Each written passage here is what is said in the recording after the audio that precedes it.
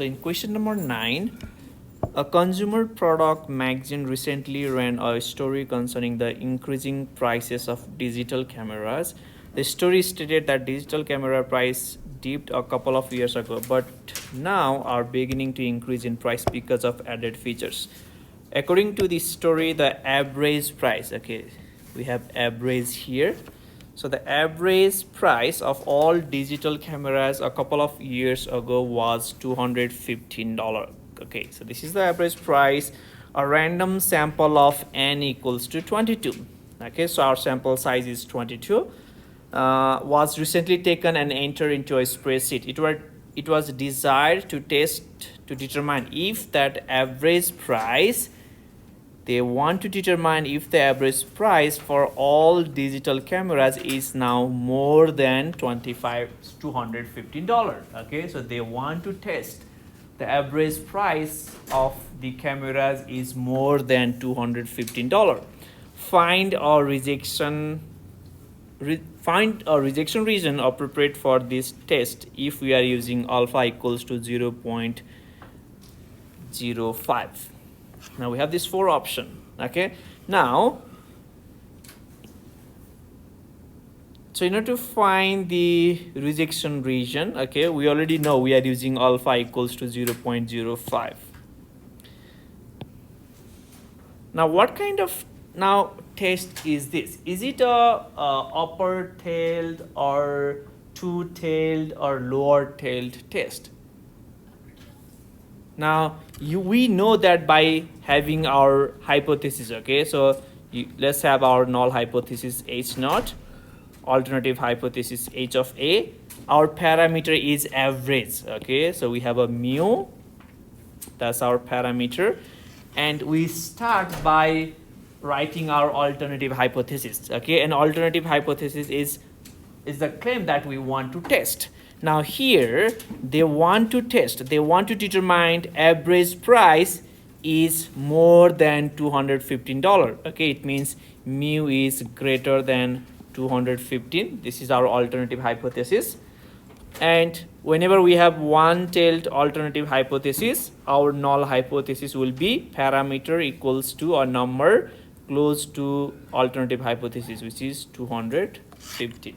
So this is our hypothesis. Now since this is upper tailed, our rejection region will be on the right side. Okay, let's say this is our rejection region,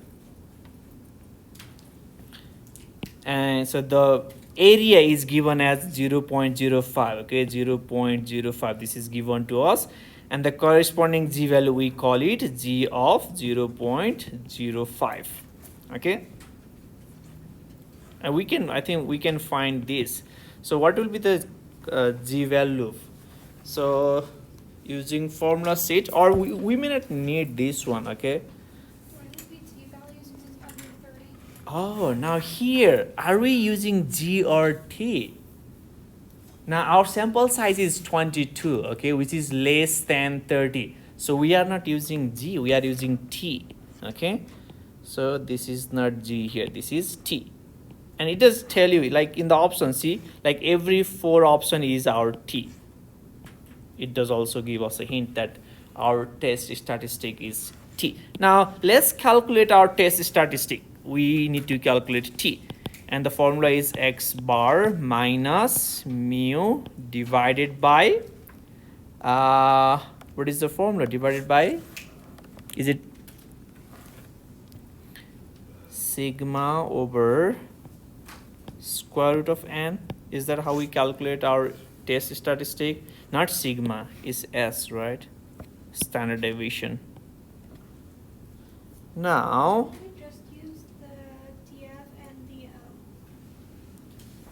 so you mean like we are not required to find these test statistics? We just use the degree of freedom and 0.05 in the term? Yeah, we can use that.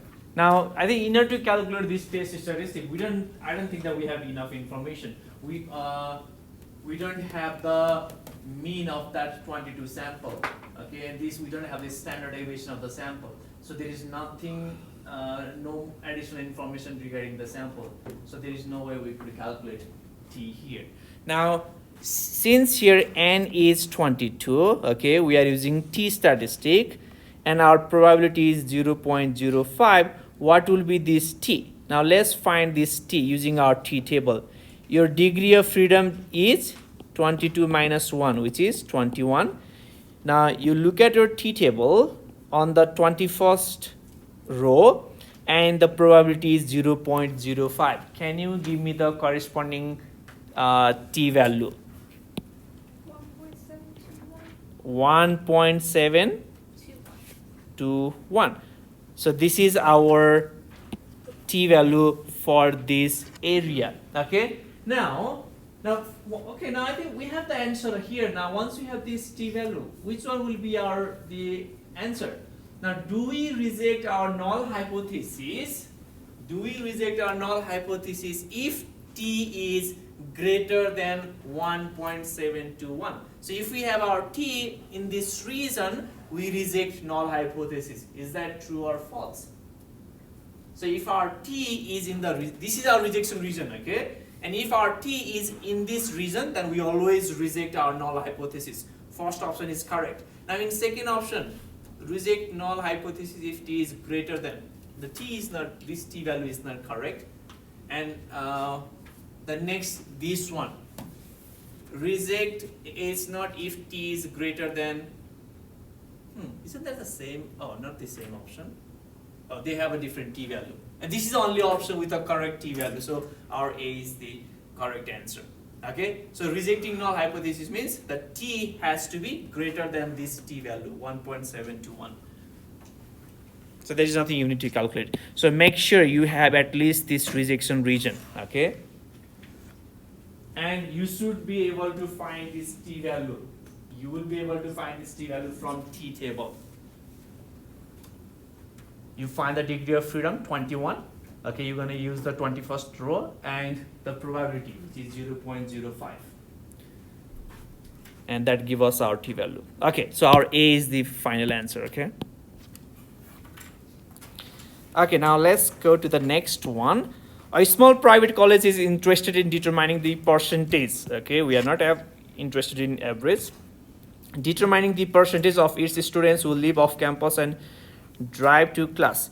Specifically, it was desired to determine if less than 20% of their current students live off campus and drive to class. Find the large sample rejection reason for the test of interest to the college when using a level of significance of 0.01. Okay, now, so here we have H naught, HA. So they want to determine if the percentage is less than 20%. Okay, our parameter is P. So we want to determine if P is less than 0.2 and the null hypothesis is P equals to 0.2. Okay, so you start from writing alternative hypothesis. Now let's draw the picture here. We want to have the rejection region. Now from here, what kind of test is this? Is it one upper tailed, lower tailed, or two-tailed test? Lower, right? Because we have less than. So we're going to have rejection region on the left side. So this is our rejection region. And what statistic are we using here? Are we using G or T? You can tell that from options A, B, C, D. G, right? So we have this G. So this is 0.01. So this is G of 0.01. Now, once we find this G value, we can have our answer. Now, what will be G for this area? So what will be this G at this point? And now you can find that. So this is our 0. What will be the area of this region? 0.5 minus 0.01, right? And this will be equals to, what is 0.5 minus 0.01? Is it 0.49? 0.49. Now you look at your T table. Okay, not T, G table. and find the number very close to 0.49, and the corresponding g value is this g value. So look at the number close to 0.49 and give me the corresponding g value. 2.33. Is 2.33, and it's on the left side, okay, so it's gonna be negative. Okay, our g is on the left of 0. So now we have g. Now I think we can find the correct answer. Now let's start from a. A has a different g value, so a is not the option, c is not the option. Now we have a b and d. So we reject our null hypothesis if g is less than negative 2.33. It means less than means if our g is in this region, then we reject null hypothesis. True or false? So if our g is in the rejection region, we always reject null hypothesis. So our B is the answer. Option B.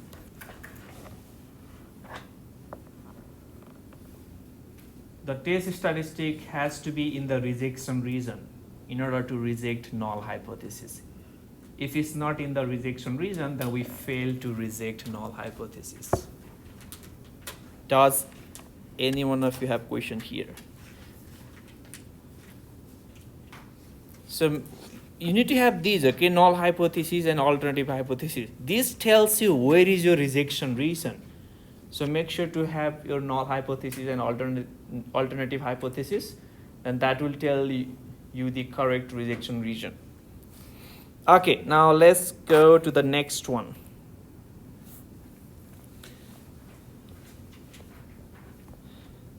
So here, so I'll look for the keyword, okay? So I see an average, so our parameter is mu, right? So I'm not even reading here. So our parameter is mu, Then based on n is 43, right? Our sample has an average 25.8, and the sample has a standard deviation 4.2. Okay, now what they want to determine, I think I need to read here. Our national organization has been working with utilities throughout the nation to find sites for large wind machines that generate electricity. Wind speeds must average more than 25 miles per hour for a site to be acceptable. Okay, the speed has to be more than 25 miles. Okay, it has to be more than 25 miles.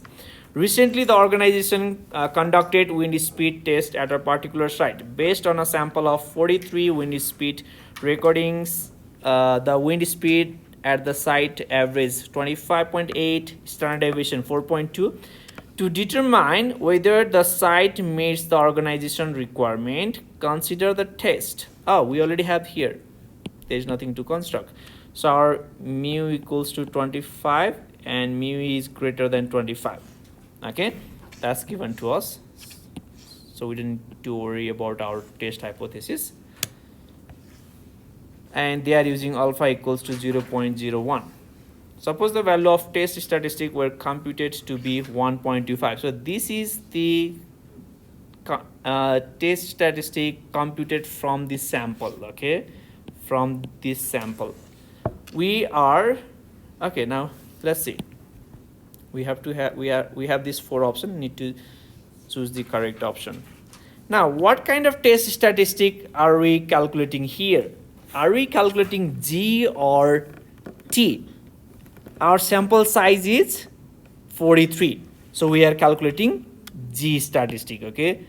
So our sample size, so the G statistic is x bar minus mu divided by s over square root of n. And this is given to us, okay? The test statistic is given to us as 1.25. I mean, you can calculate, but it's already given to us. If you want to calculate, x bar is given as 25.8, mu is 25, s is 4.2, n is 43. Okay, you can calculate if you want. Now let's find our rejection region. Where do we find our rejection region for this test hypothesis? Is it on the right side, left side, or both sides? This is upper tailed, okay? So this is upper tailed. So our rejection region is on the right side, okay? So let me set our rejection region. So if our G is in this rejection region, then we reject our null hypothesis. So this is 0.01 and this is G of 0.01. And what is this G of 0.01 equals to? How do we find that? Let's find this one.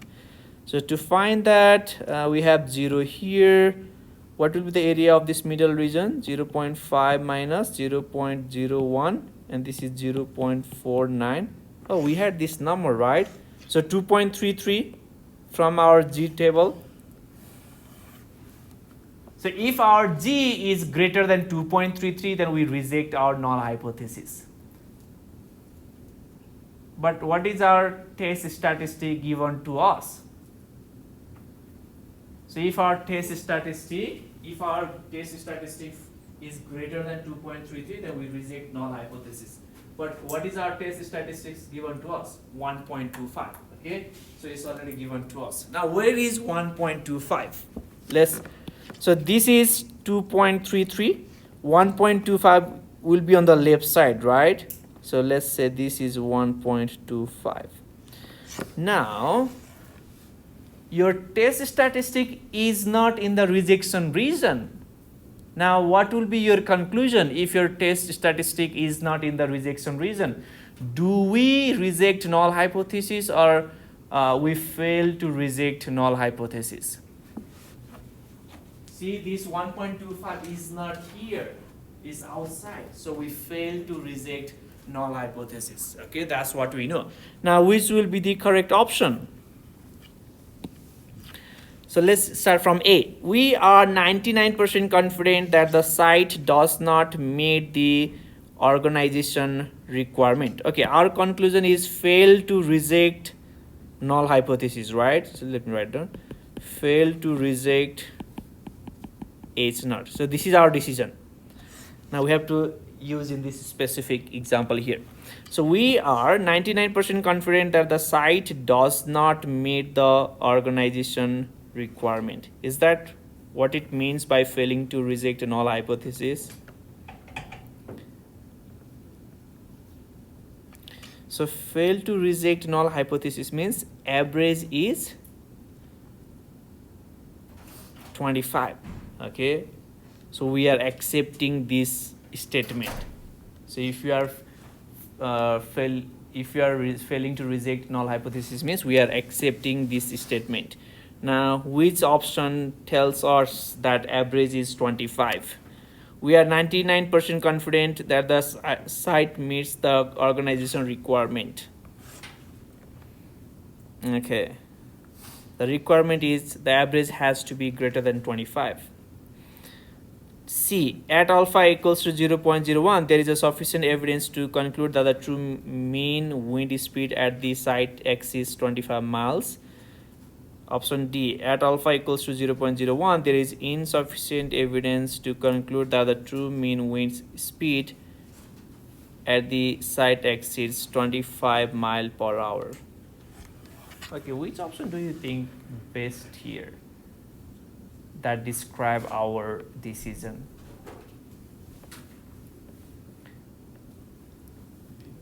B. So we are 99% confident that the site meet the organization requirement. Now what does it mean by meeting the organization requirement? So meeting organization requirement means the average is more than 25. Is that what we have here? So we are accepting this statement, okay? We are accepting mu equals 25. Now what about A? We are 99% confident that the site does not meet the organization requirement. Does not meet means this is not true. If this is not true means this is the one we accepted, okay? So A looks better. What about C and D? So in both C and D, see, they conclude that true mean exceeds 25. Exceeds means it's the same, greater. They have insufficient evidence to conclude that the true mean wind speed at the site exceeds 25 miles per hour. Okay, so here our answer would be A. Okay, it does not meet the organization requirement. It does not meet the organization requirement means mu is not greater than 25. Okay, so we fail to reject means we are accepting this statement. Okay, and you are, so now you are, since you are accepting mu is equals to 25 means the site does not meet organization requirement, and the requirement is mu has to be greater than 25. So that's the requirement. Okay, if your mu is greater than 25, then it meets the requirement, but we rejected this from our decision, so it does not meet the organization's requirement. Okay, any question? Let me know if you have any question from chapter 8. So we finished chapter 8. Okay, and as I said, in chapter 7 we will be finding the confidence interval. You will be asked to find the confidence interval. Okay, most of the problems are based on finding confidence interval. Okay, now let me go and start from chapter 7. Okay, before I start, do you have a specific question from this review that you want me to go at? Okay, now let's start from number 1. A random sample of 250 students at a university finds that these students take a mean of 15.4 credit hours per quarter with a standard deviation 1.7. The 90% confidence interval for the mean is okay. The 90% confidence interval is given to us. Now, what does it mean for us? You are asked to interpret. It means that we are 90% confident that the mean is in between 15.4 and 0, not the 15.4. So this is not the interval. So I think we need to find the interval here. So how do we find interval? 15.4 minus 0.177, 15.4 plus 0.177. Okay, you are subtracting and adding this number, and now we have this interval. So you're gonna write that we are 90% confidence that our mean is in between two numbers. So you use the calculator between these two numbers. Okay. And if you want to add detail, then this fact is supported when we just repeat this experiment. Okay. And out of many intervals, 90% intervals contain our parameter mean. Okay. Yes. Chapter 7, yeah, I have the handout for chapter 7 review. Okay, if you need, I do have some. Does anyone need chapter 7? Yes. Okay, I have 2.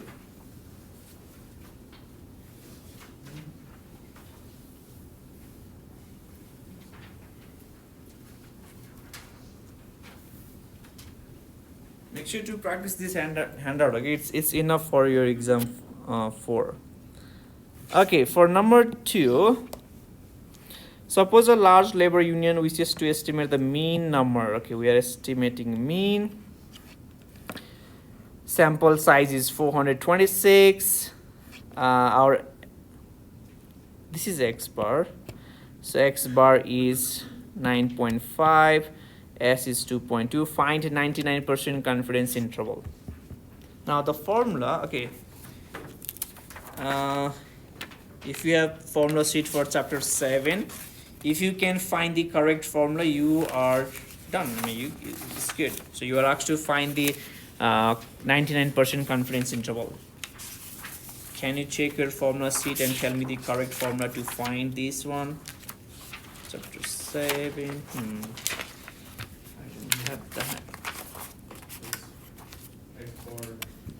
X bar plus minus g of alpha over 2 s over square root of n, right? Okay, now since our sample size is greater than 30, okay, you're gonna choose the interval estimator having G. Our parameter is mean, so you're gonna choose X bar. And the remaining is substitution. Everything is given to you. And you find the interval. So I want you to complete this one. Okay. Let's go to number 3. So number 3, average. We are interested in average parameter. Size is 60. Sample mean is 70.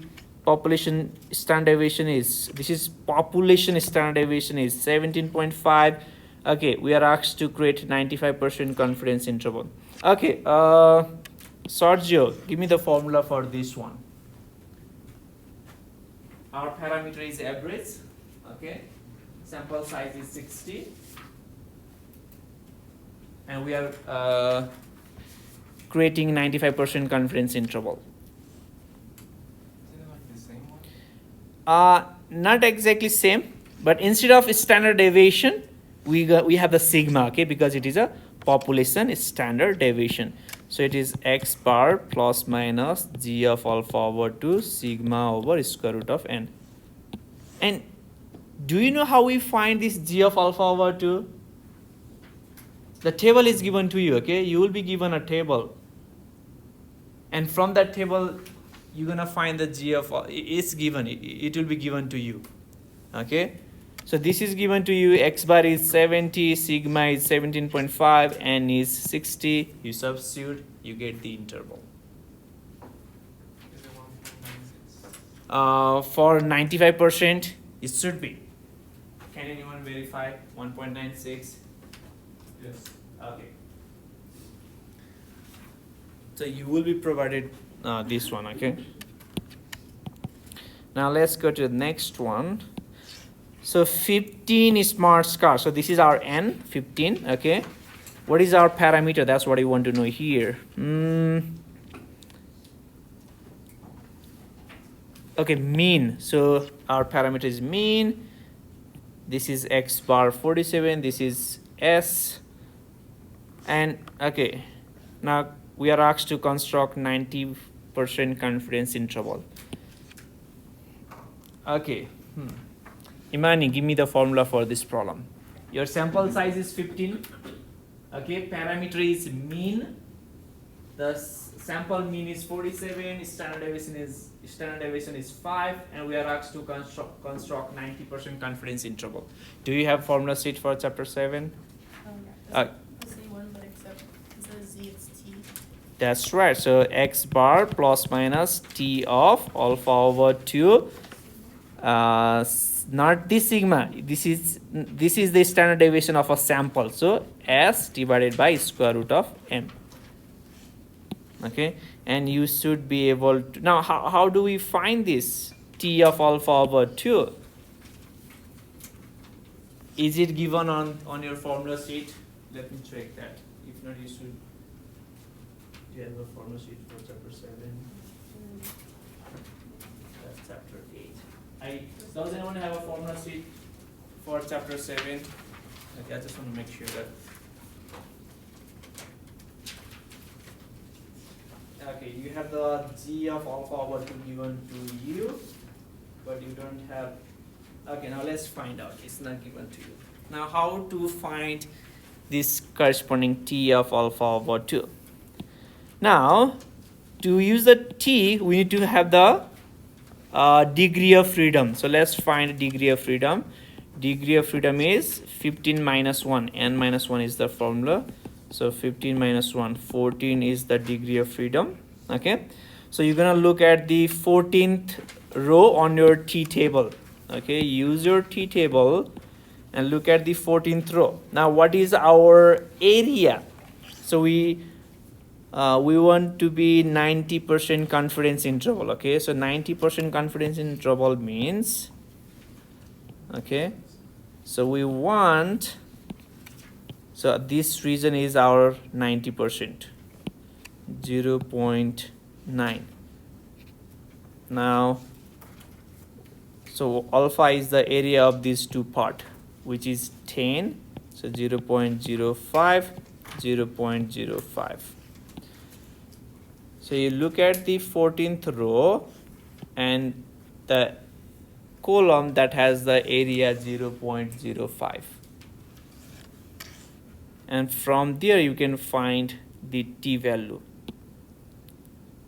Can you give me what is the t value you get? 1.764. 7641. No, 761. Okay, 761. Okay.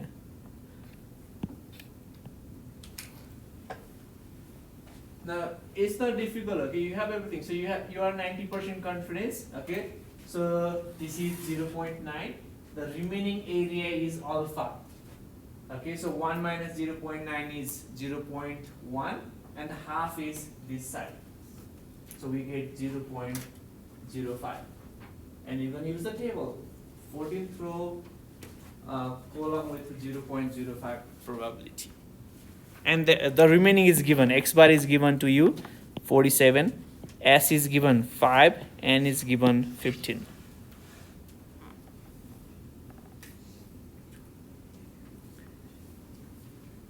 Do you have any question for number 4?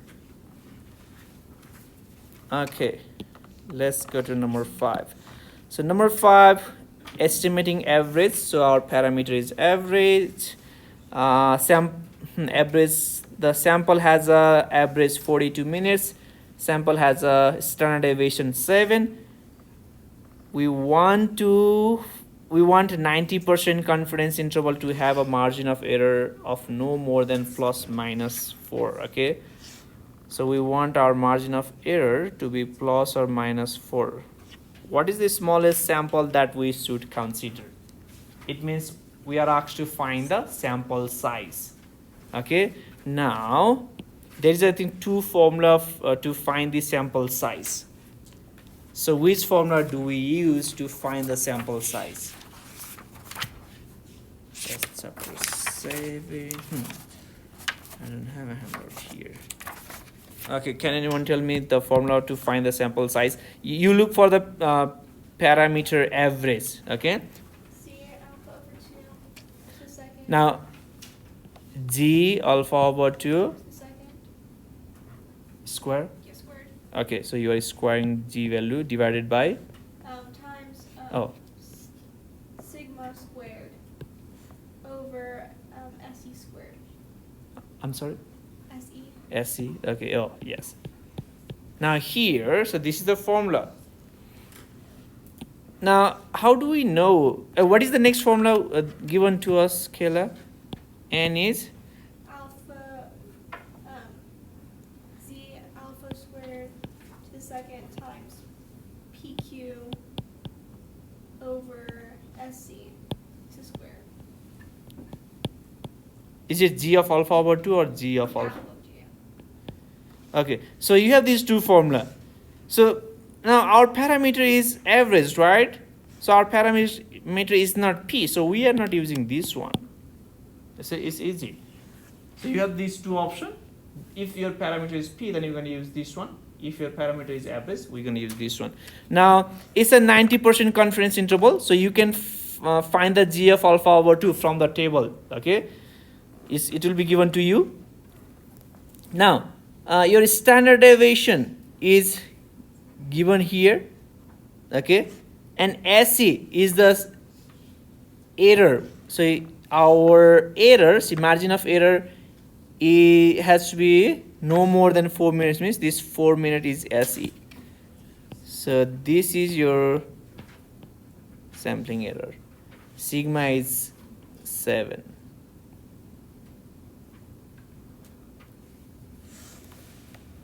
Now you substitute, you get your sample size. And make sure to round your sample size, okay, to the nearest greatest number. Goes up. Yeah, one step up, not down. Okay, the remaining you should be able to find. And you will have one problem where you will be asked to find the sample size, okay? Okay, now here, is the sample size large enough to construct a confidence for P? Now, if we have a parameter P, we have to check this criteria. N time P hat has to be greater than equals to 15. N time Q hat has to be greater than equals to 15. Now, if both condition is satisfied, then yes, sample size is large enough. Okay, now, we did this example. We did, right? Did we finish all of? No, I think you. Oh, we should have started from where we did. Okay. Thank you. Sorry. Now, can you complete this one? N is given 40. P hat is given. How do we find Q hat? Q hat is 1 minus 0.45. Okay. You substitute, and if those two are greater than 15, then yes. If not, no. Okay. Now let's go to number 7.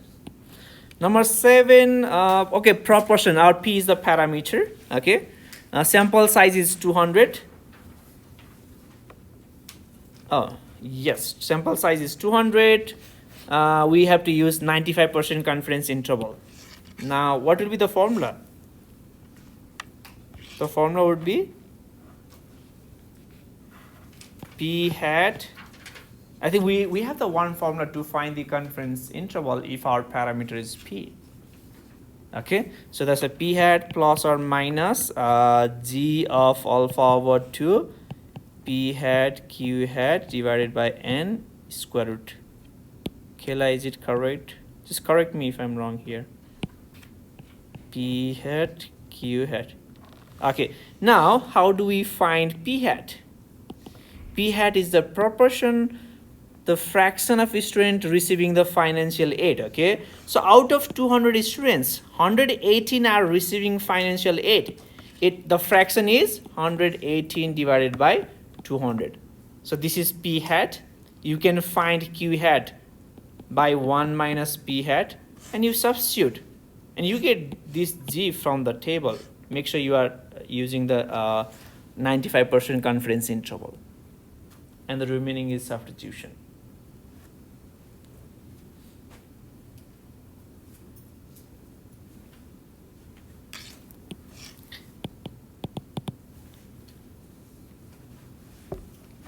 Can you complete from here? P hat is given, G of alpha over 2 is given on the table, Q hat 1 minus P hat, N is given. Will we be given a question with the adjusted formula? No. Now here, I think you can check it. Now, like if we check N time P hat, it's to be greater than 15 here. N time Q hat is to be greater than 15. Okay. I think, yeah, make sure you check this one. For when P is less Then, than 15, will we be having a question about that? Okay, on your formula sheet, do you have that formula? If not, then you won't have. So this is the only formula that you will be using if you are asked to find interval for the parameter proportion. And make sure to check this one as well. Okay. Our N on that is 200? Yes, because they selected 200 students. So the sample size is 200. And out of that 200, 118, they received the financial aid. Okay, can I go to number 8? Let me know if you have to complete, okay? It's not the final answer, you have to complete here. And you have to have the interval at the end.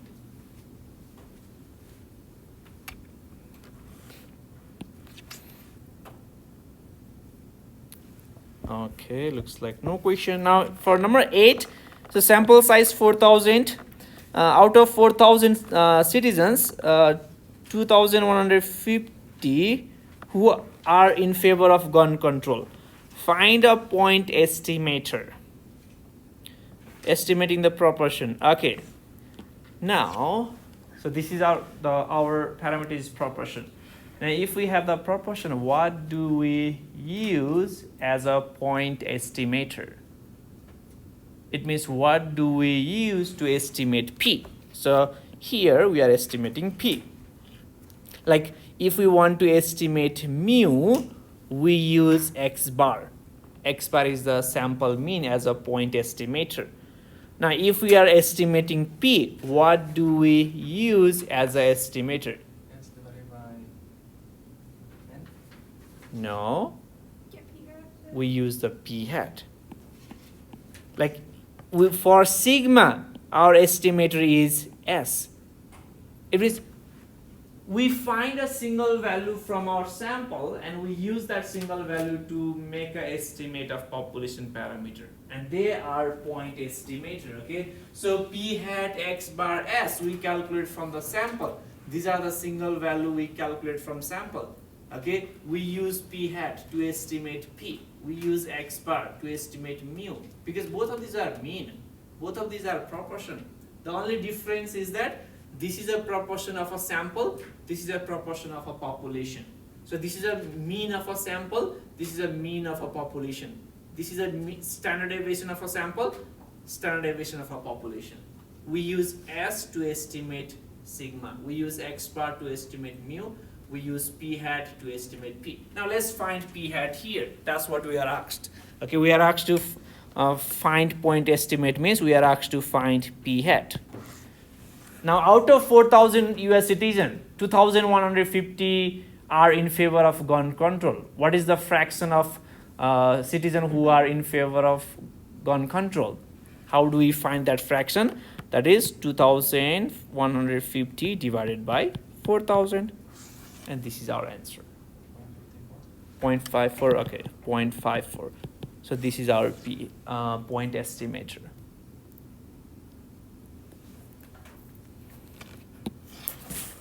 Okay, let's go to the next one. Let me find the parameter here. So what is the parameter for this one? Let's see. P. Oh, it's the percentage, right? Okay, their sample size is 100,000. Okay. The current owners have never determined the percentage of the percentage of outdated merchandise and cannot help the buyers. How large sample do the buyers need? Okay, how large means we are finding sample size. We are finding n. Okay, to be 99% confidence, and our margin of error is 5%. Margin of error means our SE is 5%. Do not use percentage, we use in decimal, which is 0.05. Now there is only one formula for the proportion to find n, right? That is g of alpha over 2 square p times q divided by se square. Okay, that's what we had here. Yes.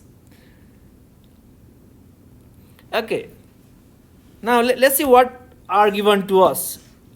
G of alpha over 2. Can we find this g of alpha over 2 from the table? Okay, we are looking using 99% confidence. So can anyone tell me what is g of alpha over 2 for this case? 2 point, is it 2 point or 1 point? 2.575. Okay, so this is given to us. Margin of error is given to us 0.05. Now P and Q, is it given the fraction? What fraction is outdated out of 100,000?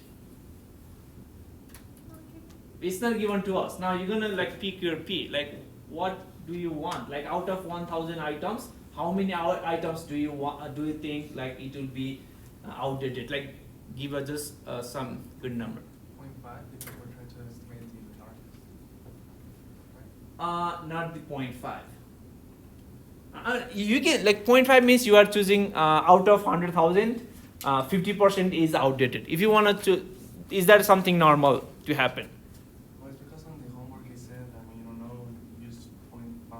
It's not wrong. Okay, now if you choose 0.5, it's not wrong. I'm not saying it's wrong. Okay, but just try to choose a small number. Like here, in general, like 50% is too big. Okay, so but if you choose, it's not wrong. You can pick 0.5 for P, and Q will be 0.5. Okay, yeah. Just I want you to just go with like 10, 15, or like 20, but any number works for here. Okay, if you think like 0.5 works for you, yeah, that's fine. Okay, but you here you need to have your P by yourself. Okay, you pick your P.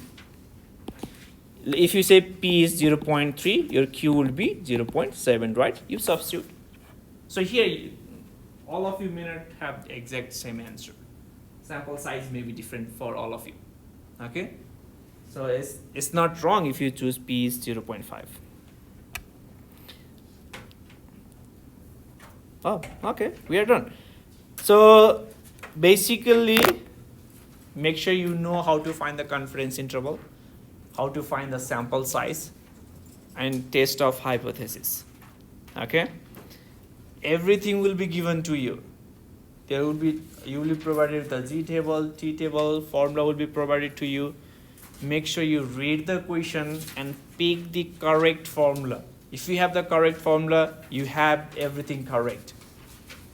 Okay, so make sure, like, I want you to just go back to this review, read the question, and you just pick the formula. Now, you don't need to just calculate everything like when you practice. Okay, just try to pick the correct formulas for each of these. Yes. So for tomorrow's exam, you just need to study. No, yeah, for tomorrow's exam, I want you to just practice these examples. Okay, there will be a multiple choice questions like based on the like conceptual multiple choice questions. Okay, for that I want you to just go through the definition from your lecture handout. Okay, you don't need to memorize. I just want you to read at least a couple of times the lecture handout. And if you practice this, you should be good on problem solving. Okay, I'm gonna stop recording.